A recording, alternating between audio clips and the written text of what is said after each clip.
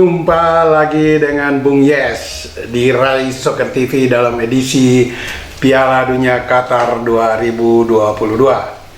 Semalam grup B menyelesaikan seluruh 3 pertandingan dan hasil akhir telah diketahui, di mana dari grup B yang lolos ke babak 16 besar adalah Inggris dan Amerika Serikat, di mana Inggris memukul lawannya yang biasa dan sering bertemu dalam kancah friendly game, yaitu Wales, dengan skor telak 3-0. Sementara Amerika Serikat mengatasi perlawanan sengit salah satu wakil Asia yang timbul tenggelam penampilannya, Iran, dengan skor tipis 1-0. Inggris akhirnya memimpin di grup B dengan nilai 7 dari 2 kemenangan dan 1 kali imbang. Sementara Amerika Serikat ada di posisi kedua dengan nilai 5 dari hasil yang tidak pernah kalah, sekali kemenangan dan 2 kali draw. Kedua tim ini akhirnya mewakili grup B untuk lolos. Dan di babak 16 besar, Inggris terhindar dari bertemu Belanda karena di grup A Belanda menjuarai grup dan diikuti oleh wakil Afrika, Senegal. Dengan demikian Belanda akan ketemu Amerika Serikat dan Inggris ketemu Senegal di babak 16 besar. Pertandingan semalam berjalan memang tidak terlalu menarik karena kedua tim ini memang sudah sering bertemu, Inggris dan Wales, terutama di babak pertama. 45 menit pertama kedua tim bermain monoton dan formasi yang ditampilkan Inggris oleh pelatih Gareth Southgate itu berbeda dengan 2 penampilan sebelumnya. Sejak menit awal, Southgate menurunkan 3 pemain cadangan menggantikan 3 pemain inti, yaitu Phil Foden di sayap kiri, kemudian Marcus Rashford di sayap kanan, dan Walker mengisi bek kanan menggantikan Tripper. Rashford di sayap kanan menggantikan Saka. Dengan formasi ini, Southgate memang agak cerdik dan pintar dalam hal ini. Dia melihat jangka panjang perjalanan Inggris nantinya, dan ini tentu dia yakin betul bahwa Inggris kemungkinan akan menerobos 8 atau 4 besar, bahkan bukan tidak mungkin semifinal dan final. Sehingga dari babak penyisihan ini, Southgate sudah mulai meramu timnya untuk jangka panjang ke depan, di mana 3 pemain inti tersebut dia cadangkan. Bahkan Raheem Sterling di kiri dan Saka, dan kemudian Tripper sendiri baru main di babak kedua, sementara Raheem Sterling dan Saka tidak dimainkan sepanjang 90 menit kemarin. Ini memberikan kesegaran atau kebugaran bagi kedua pemain tersebut nantinya, tentu ketika ada di 16 besar menghadapi Senegal. Nah, di sisi lain, pemain-pemain yang ditampilkan oleh Southgate menggantikan 3 pemain itu, yaitu Phil Foden di kiri dan Marcus Rashford di kanan, serta bek kanan Walker bermain tidak mengecewakan, terutama di babak kedua. Catatan bagi Foden, gelandang menyerang di Manchester City dan juga bisa berfungsi sebagai sayap kanan, dan juga Marcus Rashford yang bermain untuk Manchester United tampil tidak terlalu baik di babak pertama. Keduanya lebih monoton dan lebih banyak melakukan aksi individu, tetapi tidak berani menusuk langsung ke kotak 16 meter dari gawang Wales malam itu. Namun ada 2 peluang yang masing-masing satu didapat oleh Foden dan Rashford di babak pertama, sayang tidak menghasilkan gol. Namun di babak kedua pemain ini membayar tuntas penampilan yang monoton di babak pertama, di mana mereka menyumbang 3 gol, 2 gol dari Rashford dan 1 gol dari Foden.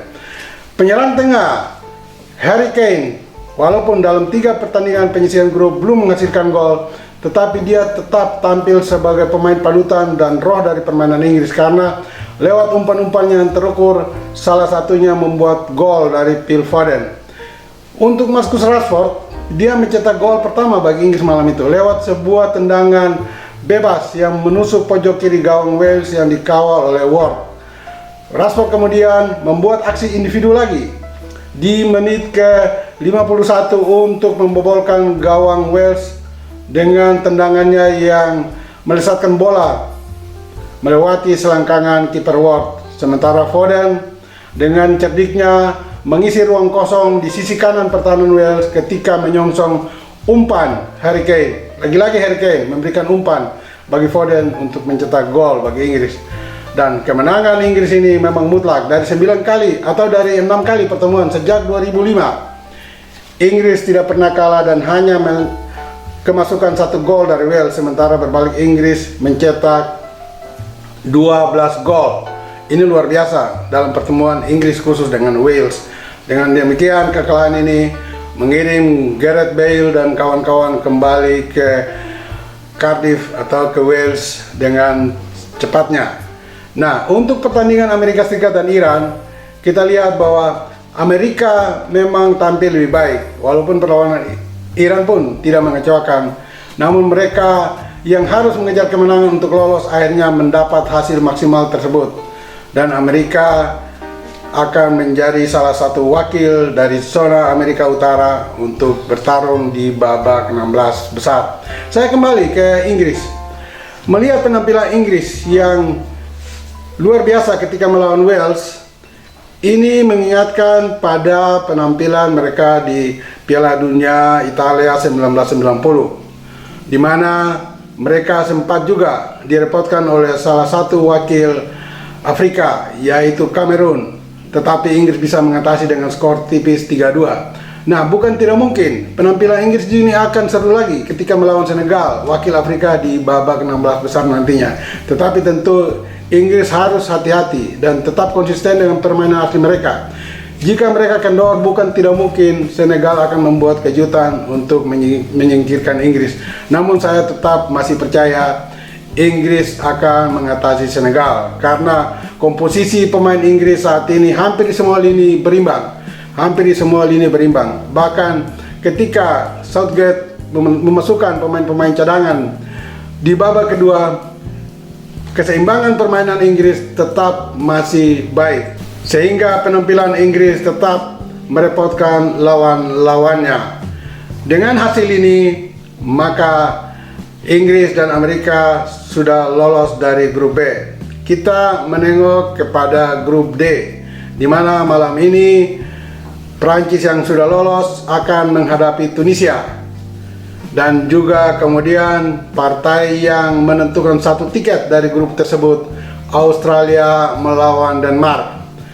Mungkin pertandingan Australia melawan Denmark ini yang akan menjadi sorotan kita semua, karena satu tiket akan diperebutkan oleh dua tim ini setelah satunya diambil oleh Prancis.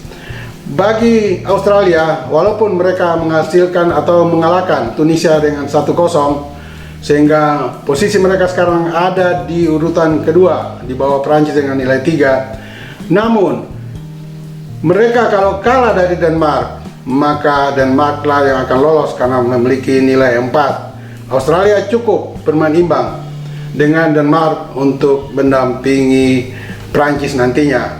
Jika Prancis lolos, maka bukan tidak mungkin di babak 16 besar Prancis akan bertemu dengan Argentina. Tetapi kalaupun terhindar Prancis bertemu Argentina di babak 16 besar dengan catatan Argentina lolos dari grup C, maka kemungkinan besar mereka juga akan bertemu di 8 besar atau perempat final nantinya. Dan kita berharap pertandingan Piala Dunia Qatar kali ini tetap masih menghasilkan kejutan-kejutan besar, sehingga kita akan lebih tertarik dan nyaman untuk mengikuti terus semua perkembangan dari pertandingan-pertandingan yang masih tersisa sampai di final.